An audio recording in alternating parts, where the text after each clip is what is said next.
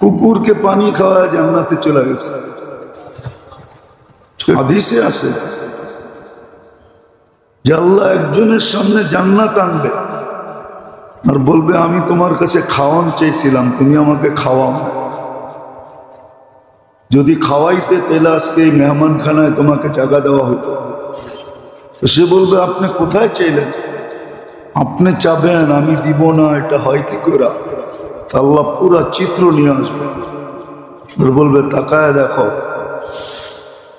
সামনে দাঁড়ানো লোকটাও আর ওর সামনে যে তুমি, তো বলছে হ্যাঁ আমি। বলছে তোমার কাছে খাওয়া চাইছিল, ভিক্ষুক এসে তোমার কাছে খাওয়া চাইছিল, আর খাওয়ান তোমার ঘরে ছিল, এমন না যে ছিল না।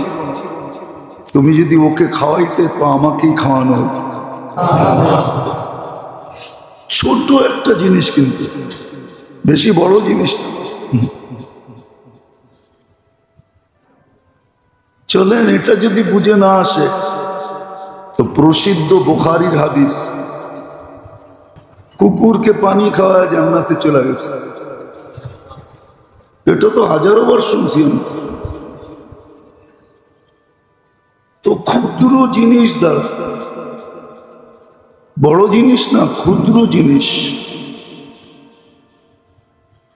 তো যেটা বুঝাইতেছিলাম, শুধু জীবন দেন নাই, অস্তিত্ব দেন নাই।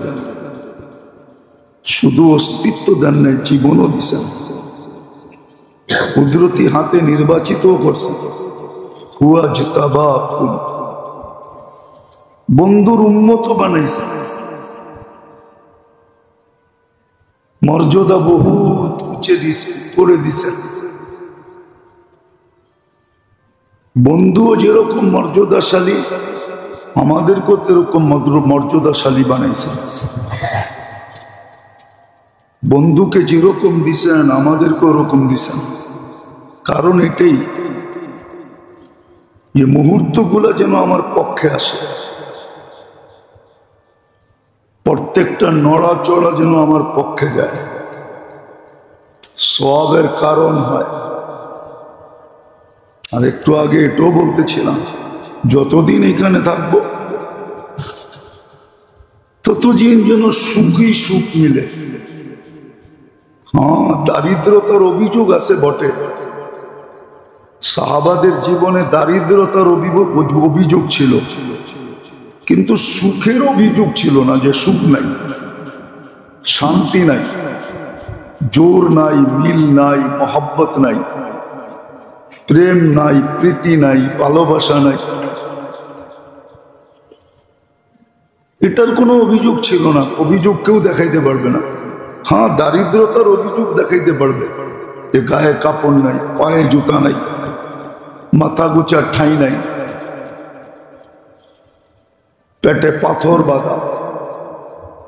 হ্যাঁ, এটা দেখাইতে পারবে। কিন্তু জীবনে সুখ নাই, মজা নাই, এটা দেখাইতে পারবে না। জীবনে বড় মজা। 2 সন্তান নিয়ে আজকে 1000 কোটি টাকার মালিক হয়েও সুখ নেই। ওইখানে 99 জন সন্তান নিয়েও সুখী। উঠান আপনি কিতাব, দেখেন ইতিহাস। আজকে তো 2-4 জন নিয়েই আমরা পরেশান। 1000 কোটি টাকার মালিক, লক্ষ কোটি টাকার মালিক, কিন্তু সন্তান নিয়ে সুখ নাই। আমরা জানি, শুধু আমরা জানি না, দুনিয়াও জানে সন্তান নিয়ে সুখে নেই। হ্যাঁ, বড় ঠাট দেখা যায়, বাট দেখা যায়, কিন্তু সন্তান মা বাবার চাকরের মতো মনে করে না, চাকরের চেয়েও নিচে মনে করে। আমরা চিনি, আমরা জানি ওয়েদারের ভিতরে আর ঘ্রাণ আছে, কিন্তু ওনারা 99 জন সন্তান নিয়ে সুখে। অভিযোগ ছিল দারিদ্রতা, কিন্তু সুখ নাই, এটার অভিযোগ নাই। এই জন্যই বারবার বুঝাইতেছি, মুহাম্মদুর রাসূলুল্লাহ আসা, দুনিয়াতে আবির্ভাব হওয়া,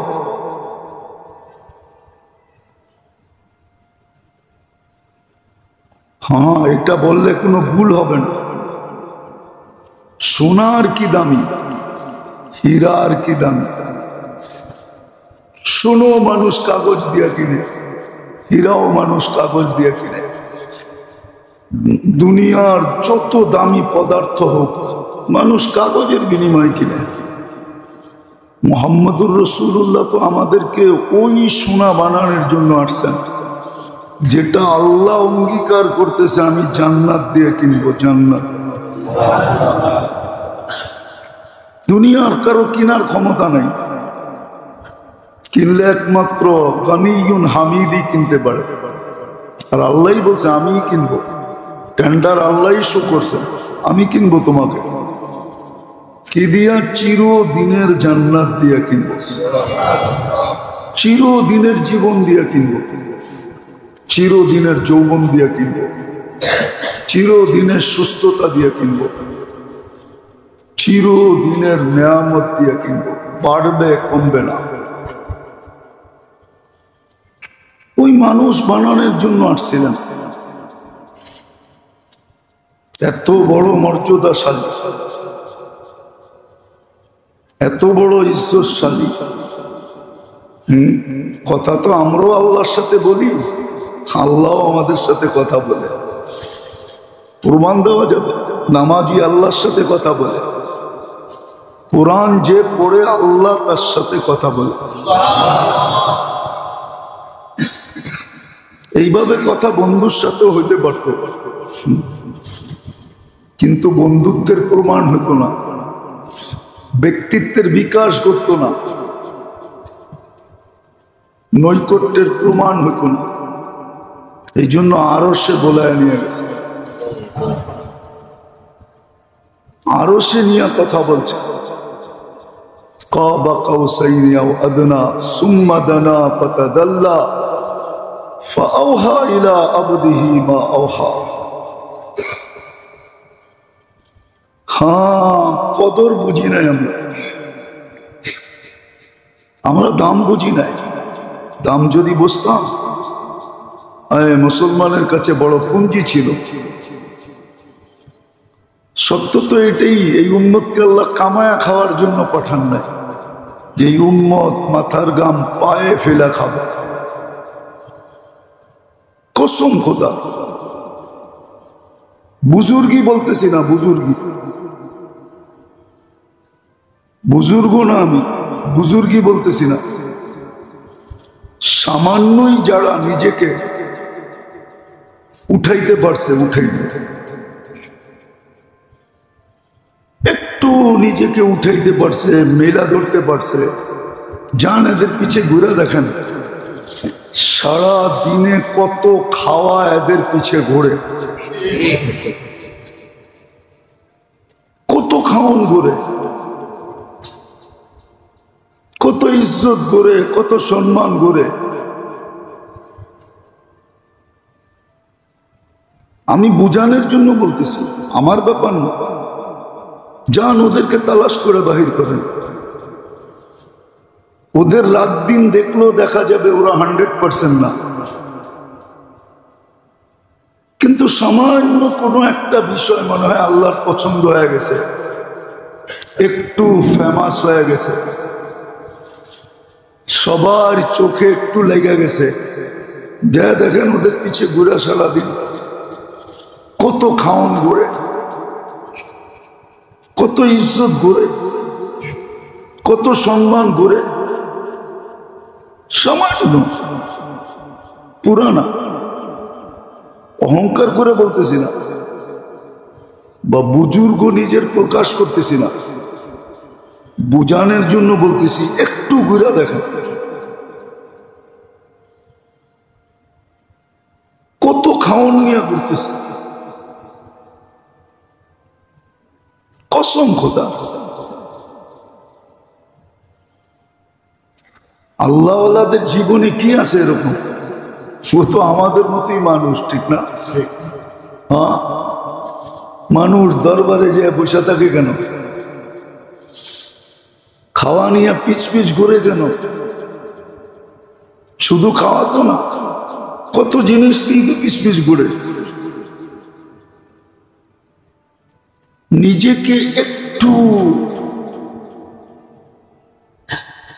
নবীর আদর্শের উপরে উঠে দিয়েছে। তো যেটা বলতেছিলাম, এই উম্মতকে কামায়া খাওয়ার জন্য আল্লাহ পাঠান না। মাথার গাম পায়ে ফেলুক, এটা আল্লাহ চান নাই। আজকে মুসলিম দেশ ধনী বহুত আছে,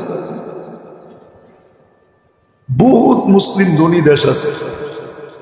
মিডল ইস্ট দেখেন কত ধনী, ব্রুনাই দেখেন কত ধনী। আমরা তো ডিজিটাল, ঠিক না? কোন দেশের রুলসের ভিতরে আছে কিনা পেটের বাচ্চা ভাতা পাবে?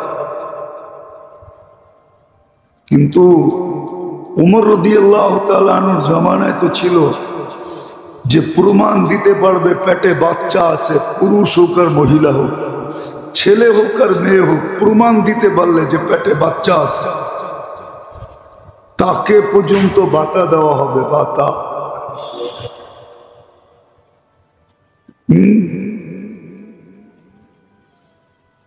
ভাতা দেওয়া হবে। আজকে তো মুসলমান দেশও কইয়ের তেল দিয়া কই বাজে। কইয়ের তেল দিয়া কই বোঝেন? কি কি বুঝছেন?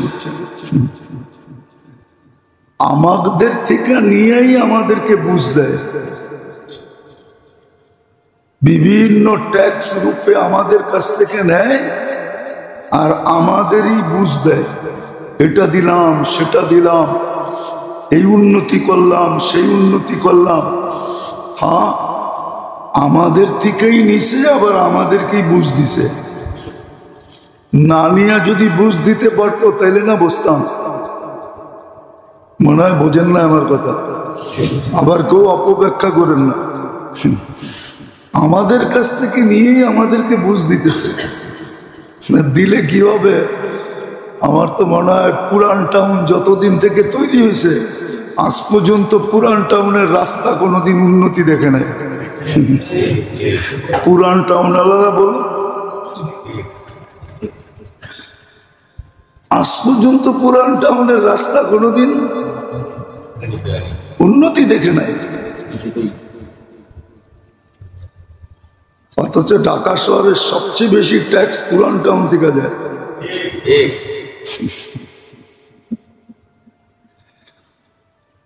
हाँ, ডাকায়ারা তো শুধু এতটুক নিয়েই রাজি।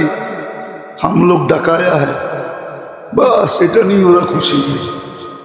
রাস্তা হোক আর না হোক, কাঠ হোক আর না হোক, হ্যাঁ, বৃষ্টি হইতে দেরি,